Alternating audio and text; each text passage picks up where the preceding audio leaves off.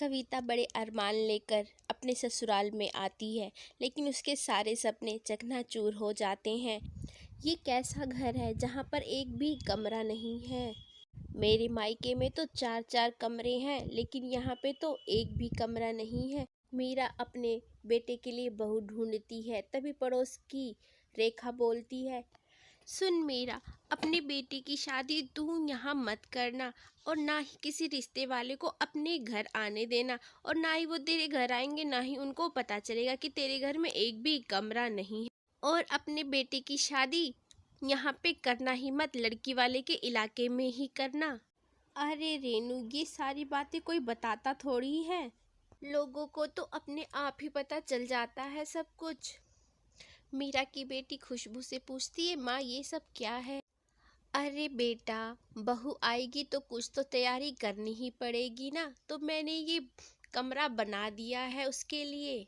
माँ कहाँ से ये आपको कमरा लगता है? ये तो सिर्फ पर्दे हैं हमारे घर में, और है ही क्या, सिर्फ पर्दे ही तो हैं। मुझे बहुत शर्म आती है अपने दोस्तों को भी घर लाने में। घर है ये हमारा। लेकिन मीरा के बेटे की शादी हो जाती है और रिश्ते वाले उसके बारे में कोई पूछताछ नहीं करते हैं, क्योंकि वो बहुत गरीब होते हैं। और फिर कविता और रवि की शादी हो जाती है। कविता ढेर सारे अरमान लेकर अपने ससुराल में आती है। माँ जी, मैं यहाँ कहाँ रहूँगी? यहाँ पे तो कोई कमरा ही नहीं है। हम यहाँ कहाँ एक साथ कहाँ हम सोएंगे और कहाँ हम रहेंगे? मुझे आदत नहीं है ऐसे घर में रहने की। तुम्हें इतना बड़ा घर तो मिला है रहने के लिए, जहाँ मर्जी वहाँ उठो बैठो और रहो, और कोई दिक्कत नहीं होगी तुम्हें यहाँ पर। कविता अपने पति से कहती है, अरे हम यहाँ कहाँ रहेंगे? यहाँ पे तो हमें एक कमरा भी नहीं मिला है, और हम यहाँ कहाँ सोएंगे? आज हमारी सुहाग रात है, हम कैसे यहाँ पे हम सोएंगे? सबको पता नहीं चल जाएगा क्या? कमरे के नाम पे हमें ये सिर्फ पर्दा मिला। रवि अपनी पत्नी से कहता है, अरे भगवान, तुम बड़ी खुशकिस्मत वाली हो कि तुम्हें एक कमरा मिला है, हमें तो वो भी नसीब नहीं हुआ। और रही बात सुहाग रात की, तो हम वो अपने दोस्त के घर पे मना लेंगे। अगले दिन मीरा कविता को खाना बनाने के लिए कहती है, जहाँ पर ना कोई पर्दे होते हैं और ना ही दरवाजे होते हैं। मीरा ने कमरे के एक हिस्से को किचन बना रखा था।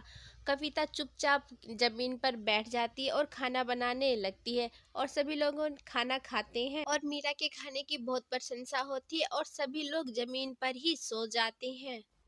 दिन बीतने लगे और आस पड़ोस में लोग बातें करने लगे कि मीरा की शादी को इतने दिन हो गए हैं और अभी तक कोई बच्चा नहीं हुआ। उसके घर बहू आ गई, ये कोई क्या बड़ी बात नहीं है?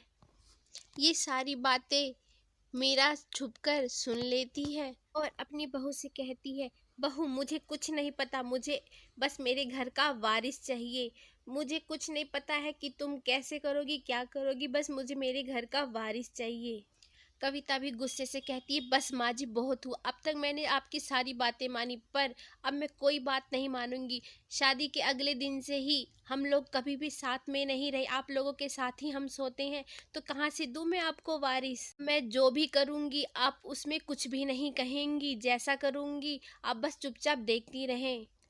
मीरा पड़ोस से ईंट लेके आती है और गुस्से में बड़बड़ाती हुई एक कमरा बना, जोड़ जोड़ के ईंटों को एक कमरा बना देती है।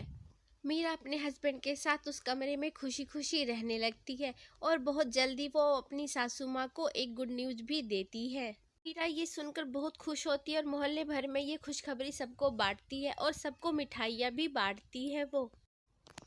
अरे बहू, मुझे माफ़ कर दे, मैंने तुझसे कुछ ज़्यादा ही बोल दिया था। अरे नहीं माँ जी, आपने मुझे कोई ज़्यादा नहीं बोला, और आपने मुझे बोला तभी तो हमारे घर में एक कमरे का घर बन सका, हमारा घर। और दोनों सास बहू ठहाका मार के हंसने लगती हैं। और आपको ये स्टोरी पसंद आए तो प्लीज़ चैनल को सब्सक्राइब करके लाइक कर देना। मिलते हैं नेक्स्ट वीडियो में, बाय।